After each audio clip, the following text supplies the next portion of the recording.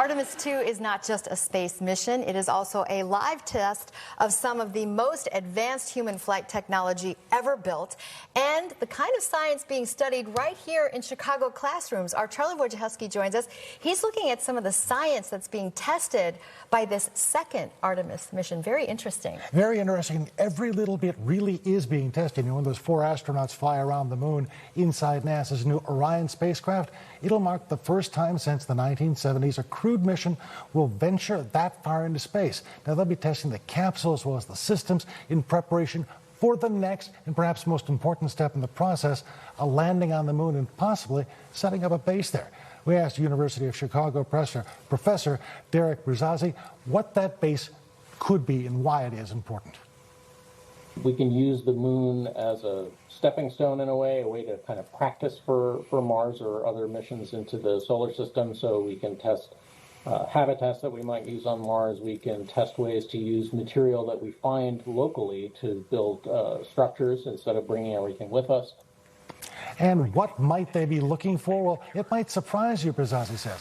While finding and refining rare earth minerals may be coming in the future, the first thing researchers will be setting up moon base looking for will be water. More specifically, they're looking for ice and all the things you can do with ice. That's interesting. So what could you do with water from the moon? Well, just what you think. You can drink it, you can water plants with it. You could drink it? Well, wow.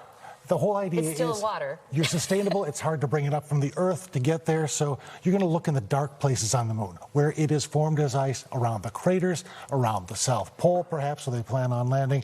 And you can use this. You can even make fuel out of it. You can separate the hydrogen and the oxygen, so this is a building block for the future missions. Okay, can you help us with that, please? And a lot of people have talked about this, too.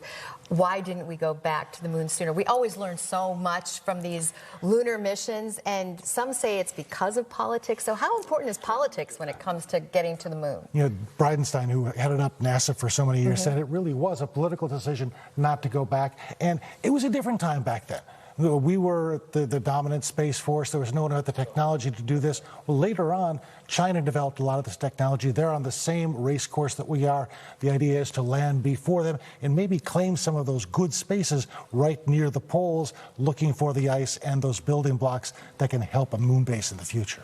Maybe we'll see a community built on the moon with all the stuff that we're going to be learning. The idea is to start there and go to Mars, because it's much easier to do that than to bring it all back from the Earth and then make your next step. Another launch point. Charlie Wojciechowski, you are so wise. Thank you for all that wisdom.